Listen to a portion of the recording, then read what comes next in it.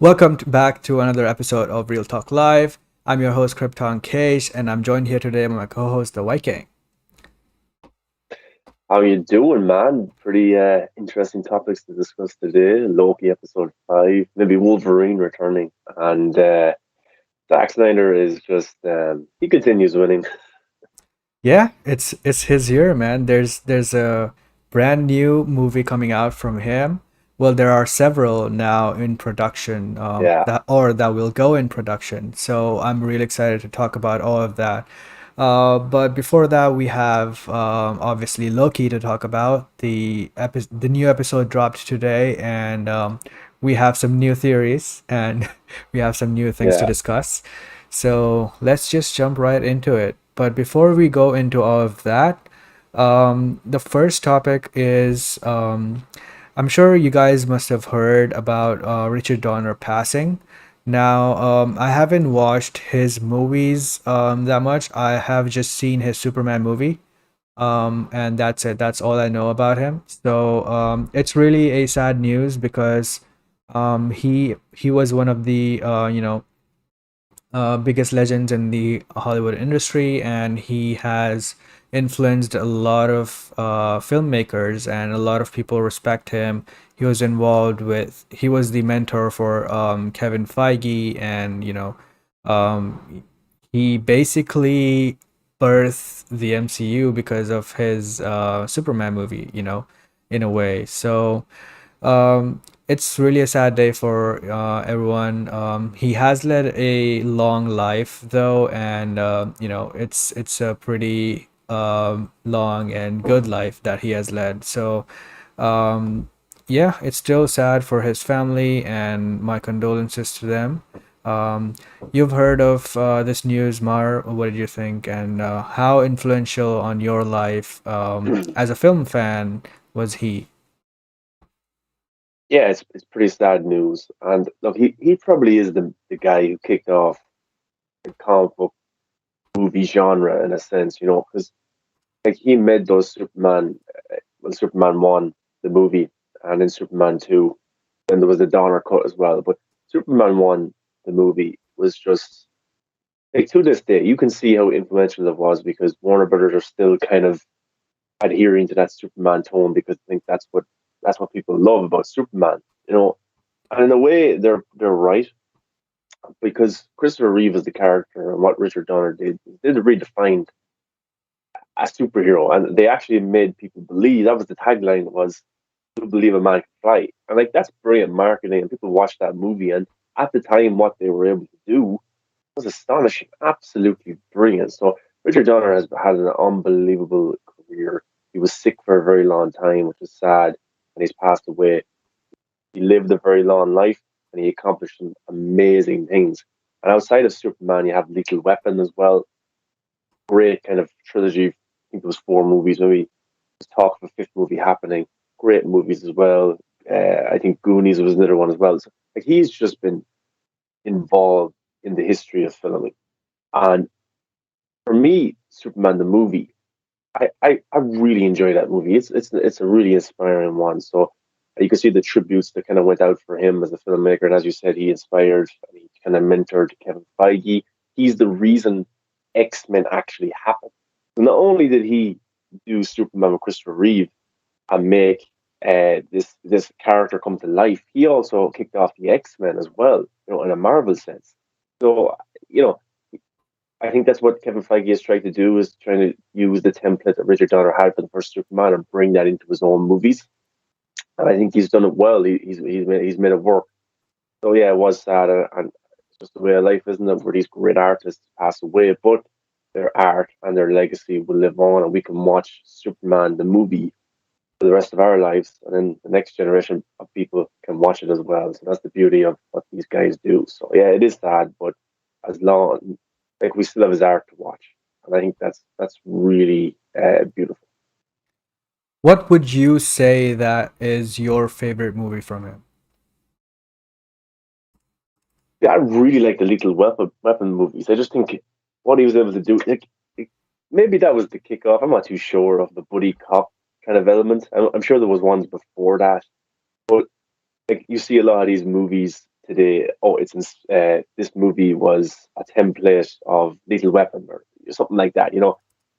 And I think, you know, there was talks of a Green Lantern movie a few years ago, and that was kind of what was in it. It was inspired by a Lethal Weapon buddy cop kind of thing like that. So I would say the Lethal Weapon movies, I've enjoyed all those movies big time. I just think they're very funny, chemistry between the cast, and some of the action was good as well. So I would go, even though I really like Superman, I just lean towards the Lethal Weapon movies a little bit more. I think he kicked off that kind of genre in a sense as well, because a lot of movies that try and use that template are inspired by Lethal Weapon. So I'll go with Lethal Weapon. Cool. Yeah, it's a big loss for the industry as a whole, and a lot of people have paid tribute to him, like you said. One of them was Zack Snyder, Kevin Feige did Yeah, as well, and Hugh Jackman was one of them who posted a picture that, Hugh Jackman posted a picture with Kevin Feige first. Sorry, the Wolverine picture first, and then he posted a yeah, picture with Kevin Feige. Now, a lot of people started speculating, is this his return for the MCU, and is he gonna be in Spider-Man No Way Home? People have been speculating that, and a lot of scoopers have said that that is the case, and he is going to be there. Um, but then after this, he posted about Donner's passing. So some people said that he posted the picture with Feige because of the Donner's passing, because to honor him, because they both met because of him, and that makes sense because the news became public later on. But obviously these people might have known beforehand, before the news became public, because yeah, apparently he was ill for a long time, and obviously the family and close friends will be in the know. So that's also the case. So I don't know how to interpret this, posting, but um, I can understand why people are thinking that this could signal his return in the MCU. yeah. Like, okay, like some of these were posted before the passing, as you said, of Richard Donner, and of course, like he may be friends with the family or circle of friends and stuff like that. He got to hear about it. So this was his tribute before the news came out, maybe. But to be honest, I don't think that's the case. I think he would have posted something very much showing us Richard Donner and his appreciation for him. He, Boss Logic, of course, makes amazing art, so it could have just been Hugh Jackman showing his appreciation for him. Kevin Yeah, Feige, like I just think if he was gonna put up a post of him and Kevin Feige, they would have did it maybe of one of the X-Men anniversaries. But correct me if I'm wrong, but I don't think any anniversaries happened in the last few days. So I'm a little bit surprised they posted one of Kevin Feige. The Wolverine one's pretty cool, and he's in a suit. Like could he appear in Spider-Man 3 No Way Home? I think there's a pretty good chance, because like if we're getting Jamie Foxx back as Electro and Alfred Molina, William Dafoe, talk of Andrew Garfield and Tobey Maguire, is it really strange to think that Hugh Jackman would show up as Wolverine, even just for a second? I know people would say, "Oh, Logan was the proper send off, and coming back would ruin it." I don't necessarily like like okay, the X-Men universe was his own thing on Fox, but is it really a step down if you come back and you're in the Marvel Cinematic Universe? I'm not too not at sure all. that's a step down because how many people are going to see that? A lot, probably a lot more than that got to see Logan. No disrespect to Logan, the film, James Mangold or Hugh Jackman. I love that film, one of the best of all time. But Spider-Man No Way Home is going to be huge. It's going to be a online riot when that movie hits the first trailer because people are pumped. I think Grace Randolph said that Murdoch Daredevil will be in it as well, and he's going to be in She-Hulk.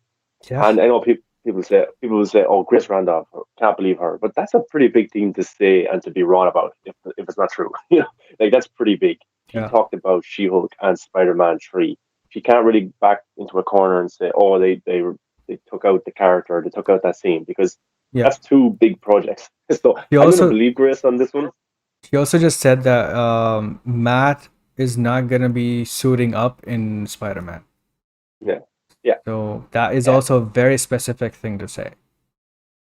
exactly. So I do believe her in that sense, and she's been saying for a while that Hugh Jackman could be a possibility because Kevin Feige wants to bring in, she talked about Hugh Jackman's Wolverine, but also the Avengers that never happened. Like Emily Blunt was supposed to be Black Widow, Tom Cruise was supposed to be Iron Man, John Krasinski was supposed to be Captain America, stuff like that. Those castings that never happened.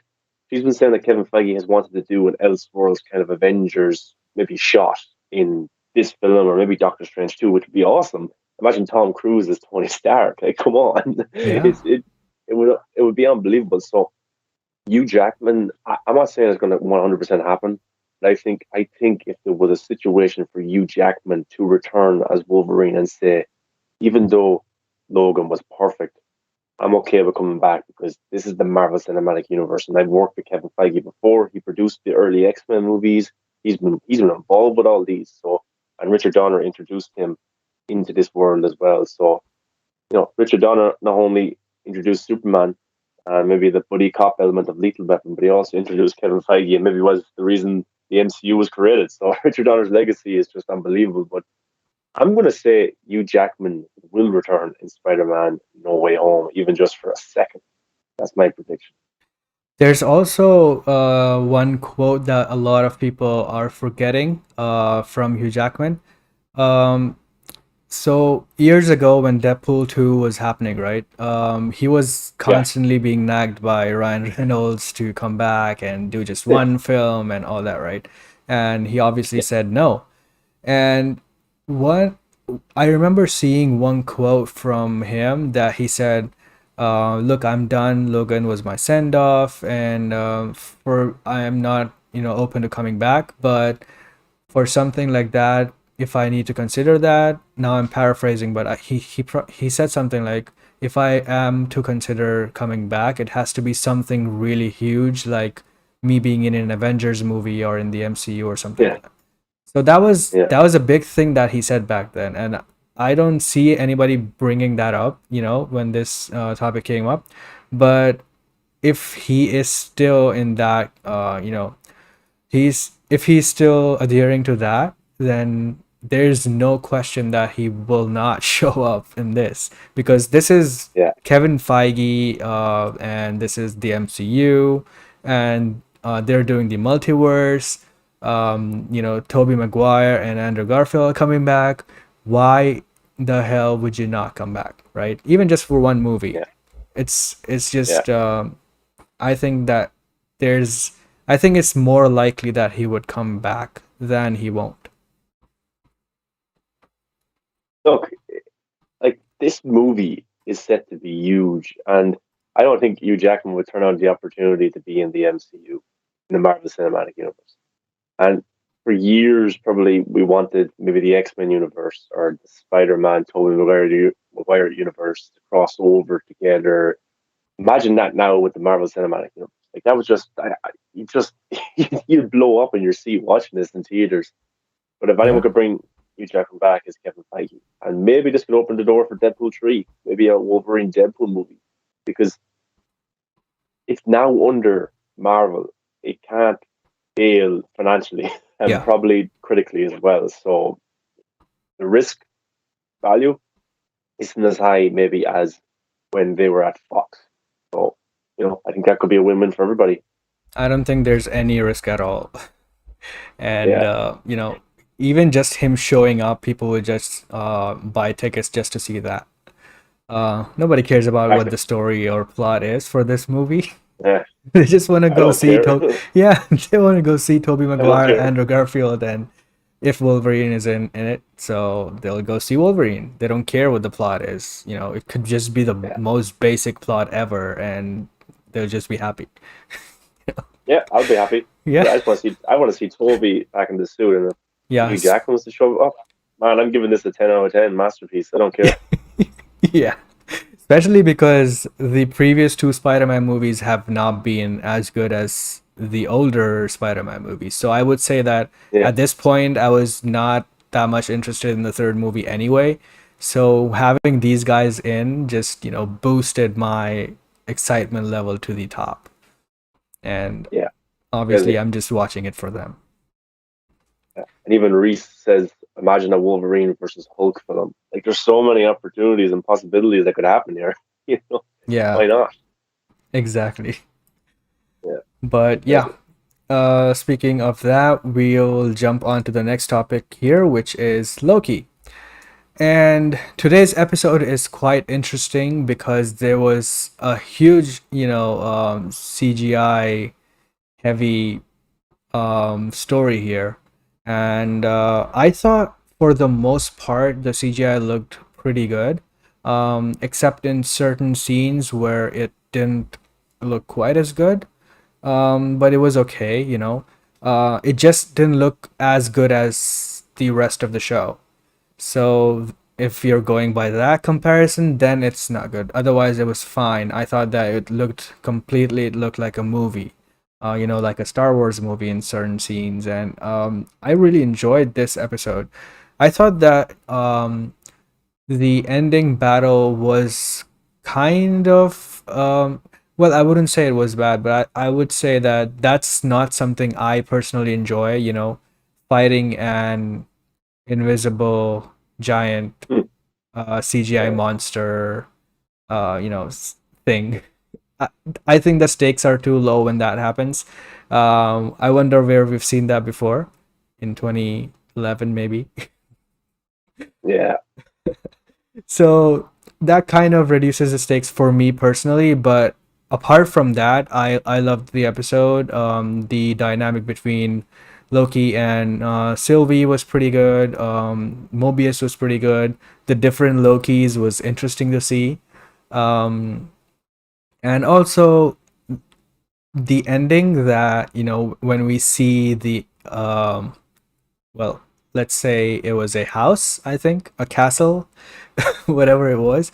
That was very exciting to see because, we've been predicting here that we'll probably be seeing Kang or, hearing of Kang at some point in this show.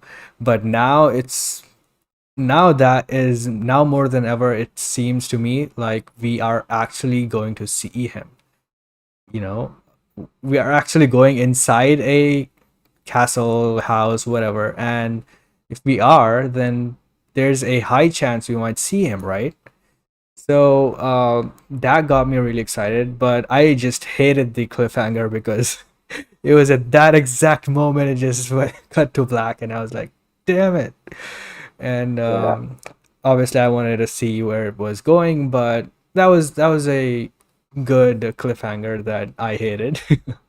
But apart from that, the Easter eggs in the episode, there were so many Marvel Easter eggs from the comics, from the MCU. Some of them were really funny to see there, and I was surprised. But yeah, I think of all the shows so far, this episode has the most Easter eggs ever, and I just enjoyed it, man. I'm really looking forward to the next one, though. What did you think of it? yeah, yeah. I think Loki is a fine show. I don't necessarily. There's obviously a plot, but I don't think it's necessarily plot driven. Or maybe the story and plot isn't as strong as interesting. I think it's very character driven, Yes. and that's really why I watched the show. It's because of Mobius. It's because of Loki. If you go back a few episodes ago, we were introduced to Sylvie, Lady Loki. I wasn't really convinced on the actress. Can she match Tom Hiddleston for the way he personifies Loki? And she can't really, but I think she's a brilliant character and she is a badass Loki, and I think she's doing an amazing job. And I do like the actress now. I wanted to give her the benefit of the doubt because it was only her first time playing the character, and I think now she very much is likable. So I'm enjoying her big time. And look, we all thought Mobius had died last week, and then we got to see Loki kind of be zapped as well. So we understood that look, they're probably not dead. And what happened is Loki is sent to a planet full of Lokis, and it was pretty interesting to see Richard E. Grant as a Loki. I think he was, He was I great. think he was more, I think he was more Tom Hiddleston Loki than the other variants. You Yeah. know, Kid Loki was okay. The boastful Loki didn't really have much to do. Yeah. We got to see an actual, real looking Loki as well. And I thought it was pretty funny. Some of the scenes in this episode, especially when all the Lokis try and turn on each other, and then you have Tom Yeah. Hiddleston's reaction to it. That was just brilliant. Really, really funny. I thought the alligator Loki weird. I want to see their backstory and how Odin told the alligator that, son, you're adopted. I'm not your real Yeah. father. I want to see that. But yeah, I thought that was all interesting. Some of the shots are actually amazing in this episode. Um, Cinematography, the way that the shots are set up, the green kind of element to it Yeah. was pretty cool. So many And lens flares.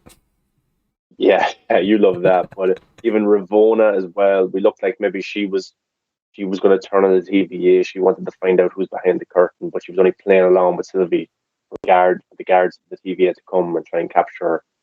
So yeah, I don't know what Ravona's end game is here, who she is protecting, or I don't even think she knows who she's protecting right now. Yeah. Maybe in the end she might turn on the TVA, whoever it is, or she might join them. I don't know. We'll have to wait and see because she did get Miss Minutes to kind of find out everything she could about them, with the start of time and stuff like that. So we'll have to see how that develops. We only have one episode left, and that's my fear that we only have one episode left, and we still have so many questions. And we were at this stage at WandaVision. We're Yeah. also at this stage at the Falcon and the Winter Soldier as well, where we had enjoyed the previous episodes, but we still had a lot of questions. And our worry was Yeah. only one episode left. Can they Finale. answer all of this? Yeah, and WandaVision, they failed to do that, in my opinion. I think you agree with me. And the Falcon and the Winter Soldier finale, I think they failed to do that as well because a lot of stuff were cut from that. I think maybe because um, it was too similar to what was going on in the real world with COVID and vaccines and stuff like that. So a lot of stuff was cut. We didn't get all the answers there. I thought the finale was rushed. So here we could get another element of that where the finale of Loki is rushed. And what Marvel is really good at doing is setting up the third act, is really getting you in the mood for the third act.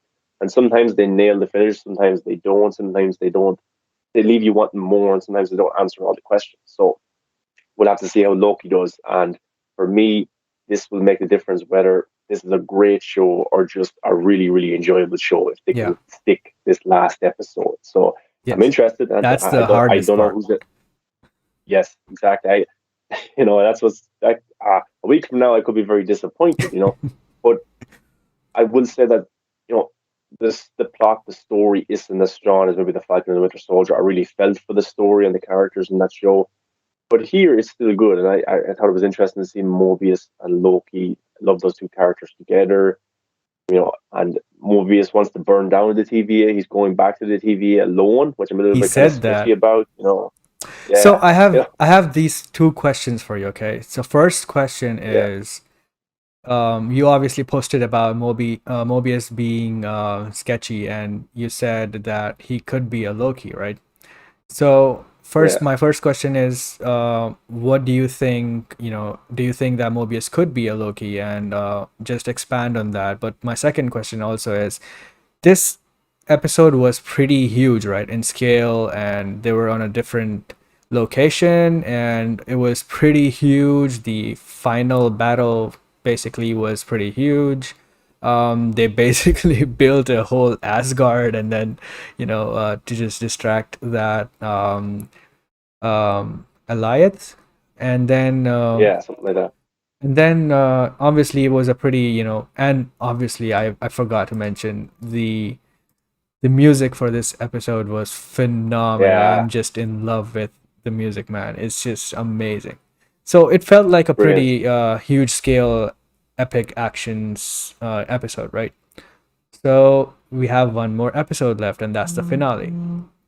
My question is, do you think we'll get a more character based and timeline driven action, or do you think we will have another huge battle sequence or something?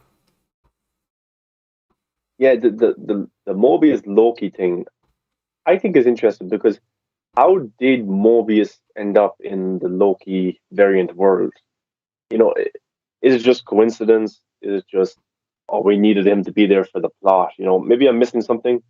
Now, earlier I thought maybe how did he get the time the temp, is it? The temp where Yeah, they're able to go through different Tempad. timelines or stuff like that. Yeah, and then Alex, who's been a guest here before, pointed out that Sylvie had taken it from Ravone and before she zapped herself and she went into the Loki world. That's fair enough, but how did Mobius get there? That's what I'm kind of interested about. I think they just whoever the TVA prunes inside the TVA, I think they just He end goes to that world. yeah, they just end up to that void. It doesn't have to Okay. be a Loki, but if they wanted to keep that consistent, I think they should have shown someone else too. Like I thought that I would see that first person in the episode one. Remember who was making noise at the entrance, and he's the Yeah. first one ever to get pruned. I thought we'd probably Yeah. see him, right? Just to show that Yeah. anyone could be in this void place. But we Yeah. didn't see him, and it was all just Lokis. So it is definitely Yeah. interesting how you pointed out that the only non-Loki person here is Mobius, and Yeah. that's But interesting. Reese is a good point. But the reason I don't like this, for how they did in the show, I'll let you know. But Reese says the people on the ship weren't Loki's and they ended up there. That's true. Yeah, that is very true. For me, it was just done in a subtle way to the side. It just, I would have liked an actual character with some dialogue, Hmm. or a few characters, or even background extras, just, something like Yeah, that to show that it's not all Loki's. Okay, because I thought it was yeah, just a bit coincidental that he ran into three Lokis and then they ran into more Lokis and then Sylvie showed up. I know for time they have to focus on the Loki characters, but then Mobius comes down in a pizza car, and then I'm just kind of, and then the ship shows up with all these random guys. But I didn't know if that was because random people come to this planet or I actually they didn't. I don't know why they were there. That's what I kind of gathered from that. I would have liked them to the maybe entire expand on ship it a little just bit more. dropped out of nowhere. Yeah, and I was like, all right, cool. Did somebody do this? Like, expand on it a little more. That's why I was kind of a little bit taken back by it, and I just thought it was a lot of coincidence. Maybe it's just coincidence. They Hmm. needed them for the story, and that's okay. Okay, 100%. But Yeah, yeah, is Mobius Loki? I originally thought that, but then the look he kind of gives Sylvie, "You're my favorite" and stuff like that. And then he goes back to the TVA on his own, and he says he's going to burn down the TVA. Like, would he really go back on his own? Like, what's he going to do? He's only a human being. He doesn't have any powers or anything like that. So, like, why would he go back and expose himself to the TVA in a way? Maybe he could sneak around and maybe release Hunter B-15, something like that. But I just thought maybe he might have waited or maybe went with somebody else. That's what I was yeah, kind of interested by. So um, I I like Mobius as a character, as a good guy. I want to see him ride a jet ski. I hope he's not yeah. a bad guy or maybe a Loki, but then again, maybe he could be because right now, who is the villain of this show? We don't really know. What if And he's the Lokiest Loki, he the could be. original Actually, I don't know. Loki? Like, would you be surprised if he was? I would be a little disappointed, uh, because I want someone new or someone unexpected to be there. Right now, I'm expecting Kang, which is kind of expected, but that would make me happy. And the second option everyone's thinking is obviously another Loki variant, um, you know, and who is pure evil this time. And Yeah. the third option, which I'm right now considering, is we'll see, like you said, a version of Mobius or this Mobius, who's gone bad or whatever. I think Mobius is a great character. I just really Yeah, like him.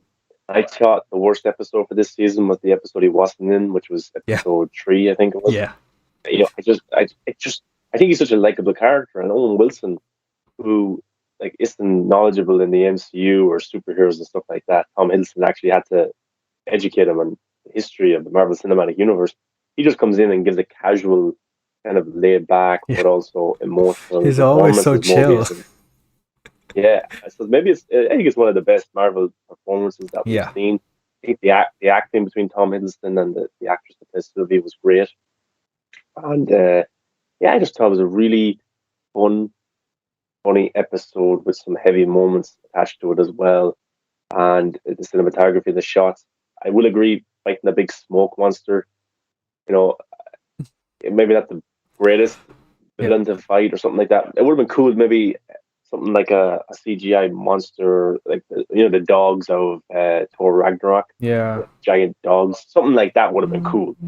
Just kind of, I wasn't really intimidated by the giant mist.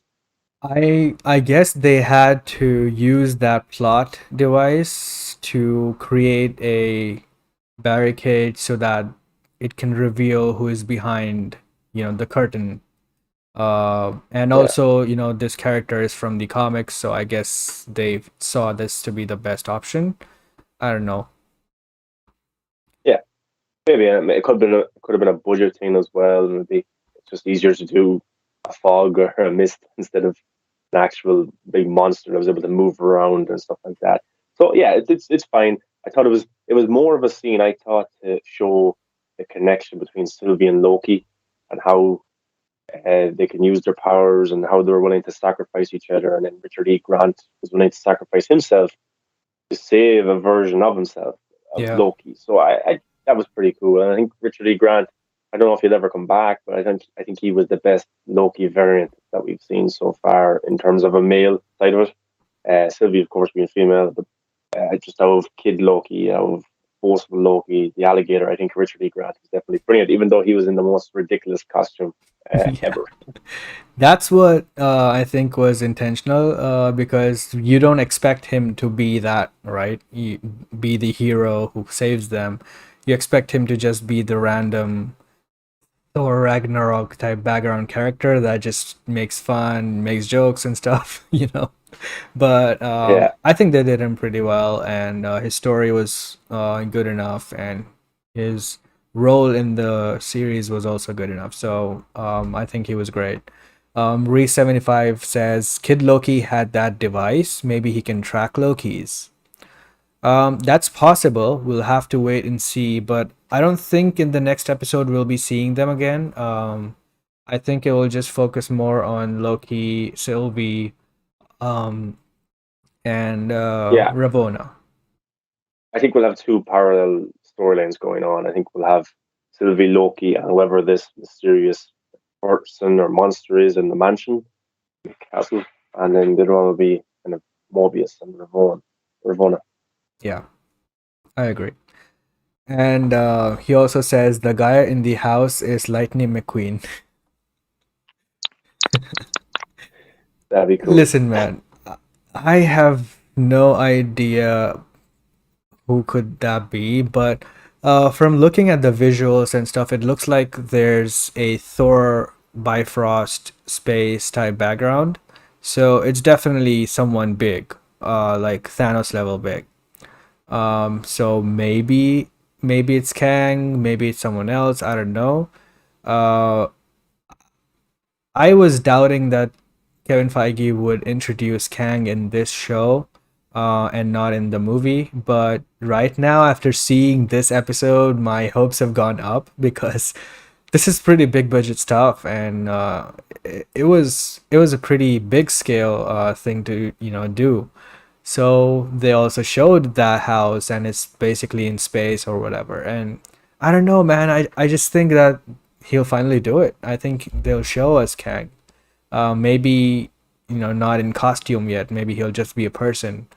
Um, so I don't know. I have high hopes than I had last last week. I have now much higher hopes that we will see him. Do you think we see Jonathan Majors? Yeah. Listen, That he would was be. he was cast way back, right? And you have to remember that even before the announcement came, which was in 2020, early 2020, Loki hadn't even started filming yet. And when he was cast, he only needs to go for like one or 2 days, and then go back. So I don't know. It's What it's if? very possible. What if? Okay, so Loki is the one who introduced kind of Thanos. He worked for Thanos in 2012 for New York. He was the one trying to get the was it the Tesseract or what was he trying to get for Thanos? One of the or take over Earth, wasn't it? Just Yeah. take over kind of stuff like that. Beat the Avengers. He's the one that introduced Thanos. He was working for Thanos. Could we see a variant of Loki working for Kang the Conqueror? And that's what's happening. And we don't get to see Kang until the actual movie of Ant-Man 3. So in this other timeline, a bad, even worse version of this Loki is working for Kang the Conqueror, and that's who they confront. Maybe Loki has to defeat himself before himself does what himself did with Thanos and help him, you know. Could you see something Yeah. like that? And then maybe just a reference to Jonathan Majors? That's possible, and I wouldn't be disappointed if that happens. Because I just want to mention of Kang or something because they have been teasing very heavily. Even in this episode, there were multiple Easter eggs that referenced him. Yeah, So I wouldn't be, I would actually kind of be shocked if they didn't touch on Kang at all. I think at least a mention will be needed. And yeah, Anthony Strader says, "What if King Loki is behind all of this and is the villain?" Well, that's very possible. Like I said, that's the second. I think that's the second most likely thing that we'll see. Um, King Loki being there, it's definitely the house that the house looks like a castle in space. yeah. So it could very well be King Loki, but I don't know if that's compelling enough for the current team to take down. And I don't know what the end game would be after that. So Yeah. that's the reason I don't think it's the most likely thing. Yeah, I don't know who's going to be. I'm not going to put all my money on Kang the Conqueror because I don't want to be kind of disappointed or Yeah. expecting him to show up. So it could absolutely be anybody. It could be somebody working for Kang the Conqueror and just sets it up for the movie. So look, we'll have to wait and see. But it has to be pretty big if they're setting all this build up for them going to this big castle to find whoever it is. You know, Sylvie has her kind of ploy to kill whoever it is, and Loki wants to stop all this as well. So yeah, it's setting up for an interesting finale with so many questions. But in 50 minutes, can they answer all of those questions and satisfy us? you know, Yeah. but I hope it's would one that be? hour. Yeah, that would be awesome. And like this episode felt like on the scale of a movie in terms of the Yeah. budget and effects and stuff like that. So yeah, I really enjoyed it. I thought it was a really good episode. I still don't think this is the best MCU show yet. The last episode could be amazing and change my mind, but I've enjoyed it big time. I think I'm more interested in the characters than the story. Mobius, Loki, Sylvie, even Hunter B-15 and characters like that are just very likable and interesting to watch. So hopefully they all get a good ending and kind of conquer us and kill all of them. Yeah, man. So I'm really excited for next week's discussion. I hope we'll be very excited and talking about it in a good way rather than being disappointed, which was the case for WandaVision. I was really hyped every single week, and then the finale just killed it for us in a Yeah, bad way. So, yeah, I hope that we will be very excited next week when we are discussing this. And the question I have for you guys is, what do you think of, who could be the man behind the curtain or woman? Who created the TVA, and who are we gonna meet in the next episode? Let us know in the comments below, and if you're right, we'll definitely give you a shout out on the show, and that'll be fun. So, yeah, with that out of the way, we can jump on to the next topic here, which is Zack Snyder's Star Wars inspired movie, Rebel Moon. Now, yeah, this has been a long time coming, and Zack has teased this quite a few times now. And alternatively, in a totally unrelated news, he just kept teasing that there's a big project with Netflix coming up. So people were just wondering if those two are the same thing, right? And of yeah, course, it was. So his Kurosawa and Star Wars inspired project is finally announced by Netflix and Zack Snyder, and is going to be with Netflix, yet another project with Netflix. I wonder why that is, Sean. Hmm. Would it be creative freedom? So yeah, well, I'll just read you this article from the Hollywood Reporter. It says Snyder has set his next project, an epic sci-fi fantasy titled Rebel Moon, that he is co-writing and will direct and produce for Netflix. The story is set in motion when a peaceful colony on the edge of the galaxy is threatened by armies of a tyrannical regent named Belisarius. Desperate people dispatch a young woman with a mysterious past to seek out warriors from neighboring planets to help them make a stand. Now, I wonder why this sounds familiar, Sean. Yeah, We'll touch because on it that. does. Okay. Yeah, this is me growing up as an Akira Kurosawa fan, a Star Wars fan, Snyder tells the Hollywood Reporter. It's my love for sci-fi and a giant adventure. My hope is that this also becomes a massive IP and a universe that can be built out. Rebel finds the germs of its origins in a Star Wars pitch the filmmaker had developed a decade ago. It was a more mature take on the universe created by George Lucas and didn't move beyond any meaningful conversations after the Walt Disney Company acquired Lucasfilm in 2012. I've spent the last 2 or 3 years building out this universe. Every corner has to be painted in. I've been doing designs, constantly drawing, and really cultivating its fertile ground to make this world fully realized. Now, that's a very interesting bit of information about this, which we had none of, a few days ago. And finally, even the title is announced. So, firstly, my excitement level for this movie is especially through the roof because my favorite genre in movies is sci-fi. And in sci-fi, my favorite thing is space, right? So a space sci-fi adventure movie with Zack Snyder is my dream project, which I wanted for years. And I wanted Zack Snyder to actually work with Star Wars, and do a Elseworld movie or, something standalone that he would think, would be a good movie. He said he had a Yoda movie planned way before, and then this pitch was actually going to be a Star Wars pitch, and it was basically before, like mentioned, it was before Disney bought Lucasfilm, right?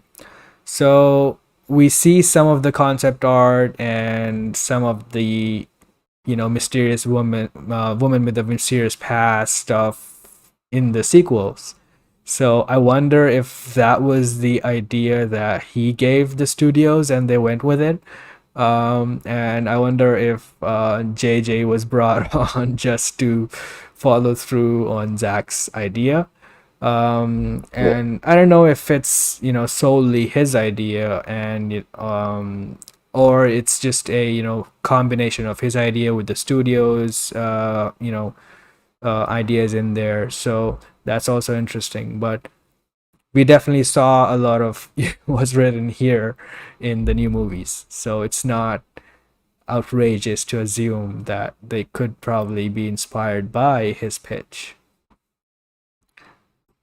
Yeah. And look, this is going to be huge for Netflix. Like, this is a sci-fi. It seems like an epic. It looks like Zack Snyder has plans for more than one movie, like he always does. He always is expanding his world, and it's crazy. Like the Army of the Dead universe had one movie. There's an animated prequel. We'll probably get an Army of the Dead 2. There's Army of the Thieves. That world is slowly building. And over here you have a sci-fi, um, Star Wars inspired Samurai 7 or Seven Samurai inspired movie. It reminded me of that because they're putting different heroes and getting them together. So it's really interesting to see how this is going to go. I can't wait for the casting. Of course, the cast is going to be huge for this, and he might go for maybe some more well-known actors for this one because of this sci-fi element to it. And if Netflix could get their own Star Wars, now that's pretty big. And Zack Snyder behind it, I don't see Zack Snyder working with too many other studios for the future.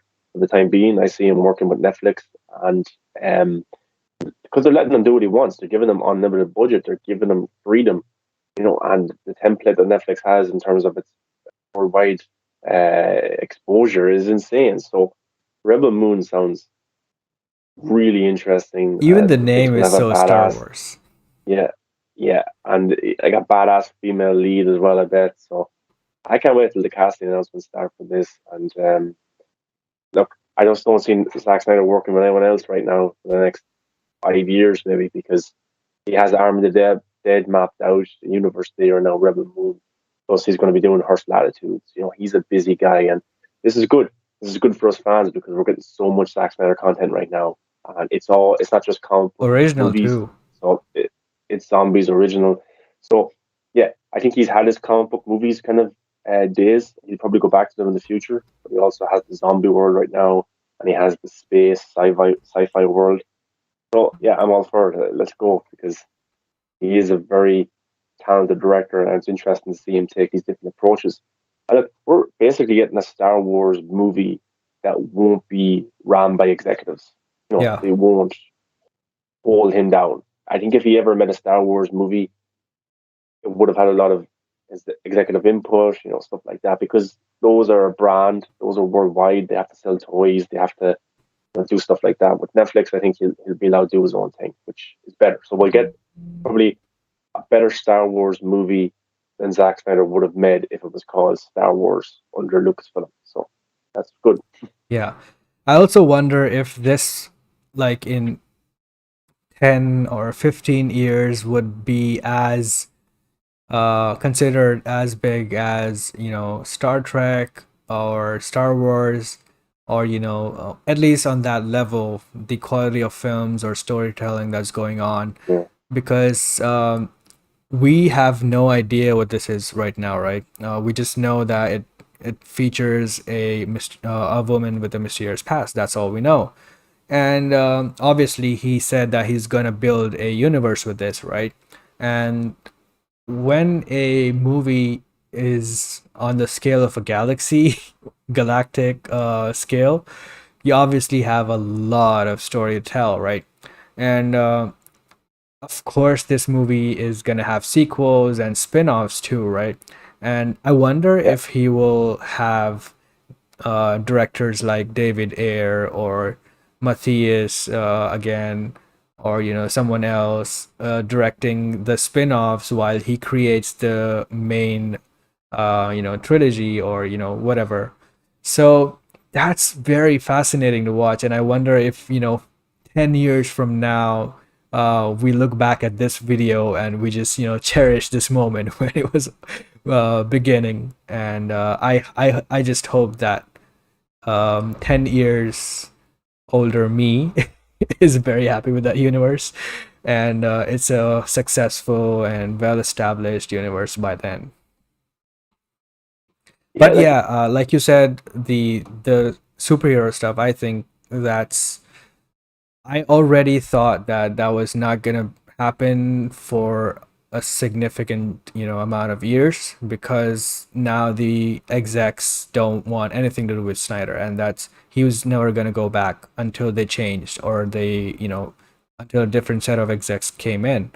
And that was very clear to Yeah. me. And I already embraced that, because on the other hand, I'm getting all this original Zack Snyder material, which is awesome.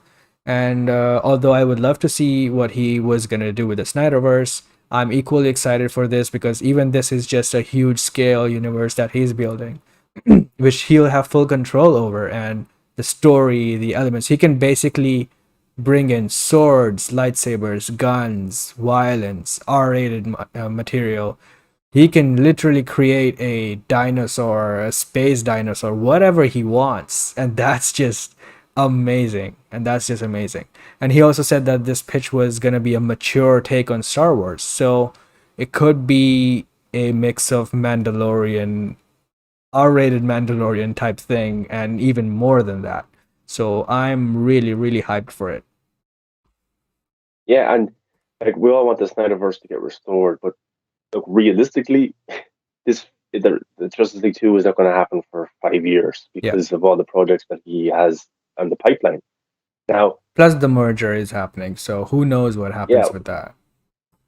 so I think the best way forward is Zack Snyder to kill them with success. If Arm of the Dead continues to be a huge hit, if Rebel Moon and the movies after that continue to be a huge hit, and the merger happens at Warner Brothers, and 2, 3 years from now you have David Zaslav or some of the executives, and they're saying, "Well, Zack Snyder's doing pretty well over at Netflix. How do we ever let that guy go? You know, is there a deal we can work where he comes back and does Justice League 2? Because if he's killing it at Netflix, like they'll be looking at themselves thinking he used to be a Warner Brothers guy and we let him go. Yeah. So I think that's maybe what could happen, and they could approach Zach in maybe 2, 3 years from now, or even at a year from now, or 2 years, and say, "Hey, what's the chances of you coming back?" And Zach would be like, "Look, I have to do this and this. Maybe in 2 years from now, I can come back and do a Justice League or some sort of movie for you guys." I think that could be the possibility if the executives have changed at Warner Brothers and if they have the mindset that Netflix have.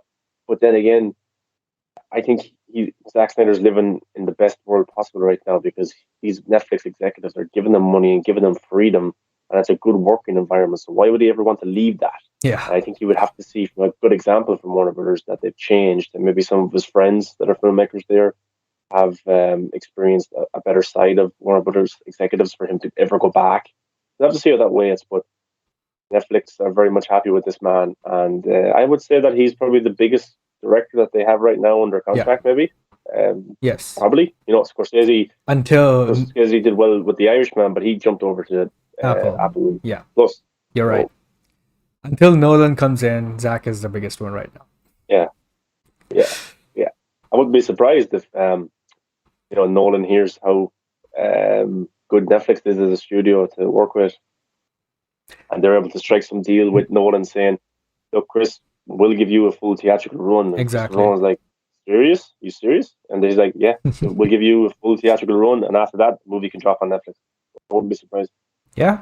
I mean, his biggest thing with stream, he doesn't hate streaming services. His biggest thing is that he wants the movies to debut in theaters. And Netflix gave that to Zack Snyder with 1 week release. Who's to say that they won't do the same for Nolan? And, they obviously experimented with it and they liked it. And they said that in the future they're going to continue this, right? So Yeah, with Nolan, I think it will probably be more like a 15-day sweet spot type of thing that they need to figure out before that happens. But I'm pretty sure they're trying. Obviously, these studios are waiting for every opportunity to get the big name directors. WB was waiting for James Gunn. As soon as he was fired. They brought him on. That was a good move. And then obviously Nolan was upset with Warner Brothers, so Netflix probably, Scott Streamer probably right that minute he probably called Nolan and was like, "Hey, we are here if you need anything." yeah. And But that's great. also, like Netflix makes so much money and they have so much subscribers. I bet you it wouldn't kill them to have one movie, Christopher Nolan's movie, to have a full theatrical run Yeah, and then put it on Netflix. It wouldn't kill them, I don't think. I think yeah. them obtaining Christopher Nolan would be the big thing. So, look, Nolan is a guaranteed money maker for yeah, any studio. yeah.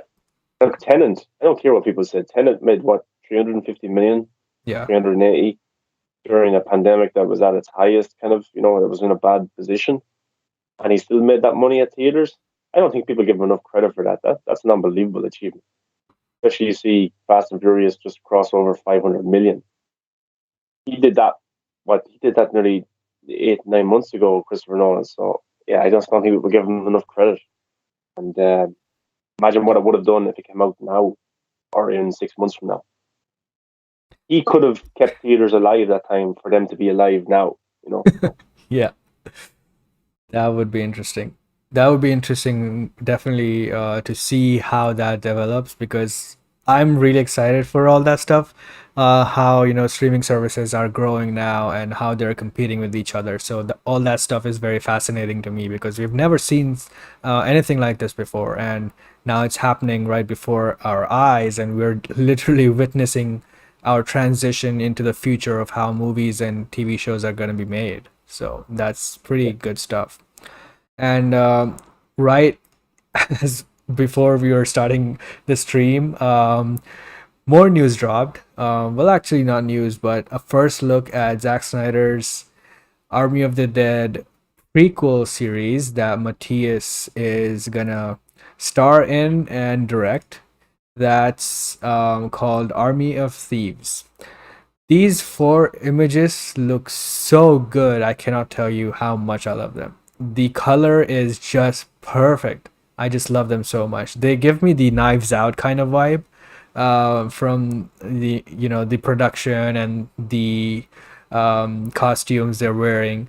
So I really liked the first look. These images have the perfect look and the color to them, and I was not hoping for this. Like, I thought they would just drop, I thought it would just look like Army of the Dead, but it looks more fashionable, more rich in a way, and I think he's going to nail this one. There's no doubt in my mind right now. I think Zach chose him for a reason, and he definitely delivered. It seems like. Yeah, I think like I don't know if this ties directly into what Zach is doing with the aliens and zombies and stuff like that. But I think Matthias may have been passionate enough to come to Zack Snyder and Zack be able to see his passion and agree to it, you know. And like this movie is about safe crackers and them cracking safes, and maybe there's a more supernatural element Zach to it or actually something like said this that. is like a rom com. Oh, really? Okay, yeah. Well, I'm all for it. Yeah. It's fun. I think Peter was a character that people loved so much. So see him come into it and direct his own movie now with this character who was very much likable. To see how he kind of got into safe cracking and the beauty behind that. It's going to be interesting. I'm expecting a very funny movie. So Yeah, me like, why too. not? We all want to laugh. And I think one of the actors said that it's going to come out later this year in 2021. I read that somewhere. They said Um, that it was wrapped filming and is gonna come out I think early. No, that was Las Vegas. That's coming out next year. I think this movie is coming this series is coming out this year. By the end of this year, I think. So cool. it's pretty great, man. Like, the last 2 or 3 months of this year are gonna be huge. There's so much content coming out, and one more Zack Snyder, esque project is coming out. So I'm really hyped for this. Yeah, these images look. I know they're not. I don't know if they're official like stills or they just I stood was there and wondering someone the took a same. picture I was wondering the because same. it's very clean looking. Yeah, I don't know what camera they're using or anything like that, but the images just look very clean and yeah, it looks like the characters just popping out through the image. yeah. Hmm. Obviously, Natalie is And also there in this. She's obviously from Game of Thrones and Fast and the Furious franchise. I think she came in in Fast Five or Six. I don't remember exactly, but she's pretty good in that as well. So she's a pretty great actress, and these are the two actors we know so far, and hopefully the others are likable as well. They have a whole team, so obviously they'll have different dynamics there. I wonder, will we get to find out maybe of some supernatural element to these safes? Because in Army, Zach like, where said did he we get the might. thinking of? Yeah, like in Army, where did he get the thinking of this is a realm to a whole other world? Yeah, Like where did that come from? yeah, Something obviously either scarred this guy or something obviously happened to him in his past where he had this mentality. So I want to see this. yeah, Maybe these in this world safes are a pathway to a new realm. yeah, Certain safes. If you do a certain combination or something, I don't know. Who, yeah, who knows? If this world can have aliens and zombies and yeah. whatever else, then Timeline, time uh, loops. yeah, a safe that brings you to a different timeline wouldn't be the most outrageous thing to hear. So yeah, I would be surprised. Yeah. Let's go. Let's see. And he was great in Army of the Dead, and this is I don't know if it's his first directing, his first film to direct, but Yes. I'm interested to see what he can do. And obviously, Zach had enough faith in him to continue the IP of Army of the Dead, so Yeah. it must be pretty good. I think Zach is directing 2 episodes in this show. Um, Is is this a movie or show? oh, sorry, it's a movie, right? Right, right. So he's just Yeah. directing it, and he's directing 2 episodes of the animated show that's coming out. Okay.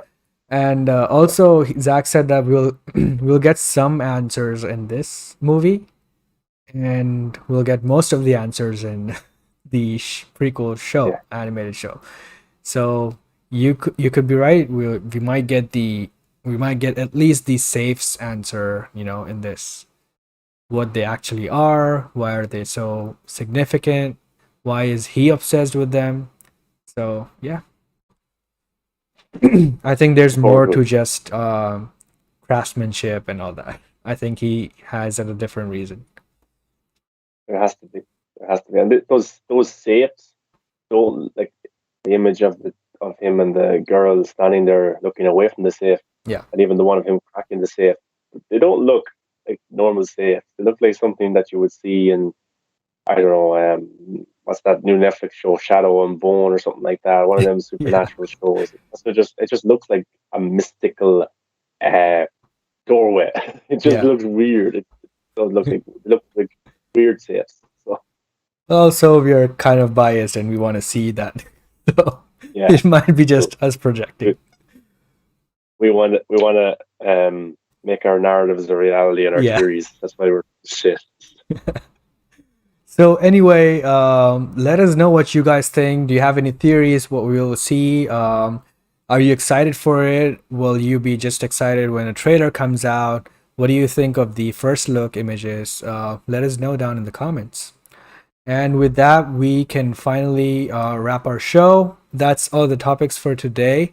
I want to thank you guys for joining today, and it was such a great time talking about Loki and Zack Snyder movies and new projects. It's always fun to talk about new movies and just announced projects. Also, I'd like to remind you guys if you have missed it.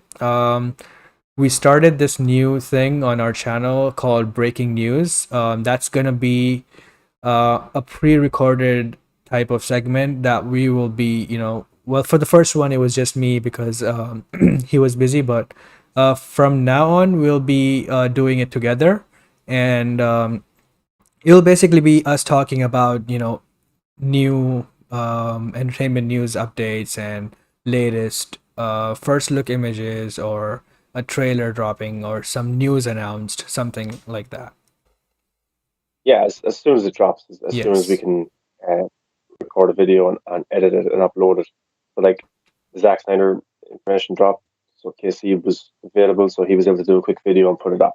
So stuff like that. We'll obviously still touch on those things when we do our streams in more detail, and we can expand on it with a guest and stuff like that. But just pinpoint videos, short 4 or 5 minute videos of such and such happened, breaking news, keep you guys up to date, and some fun edited videos for you. So hopefully you enjoy and make sure you check them out because we're looking forward to sharing those types with you. Yeah.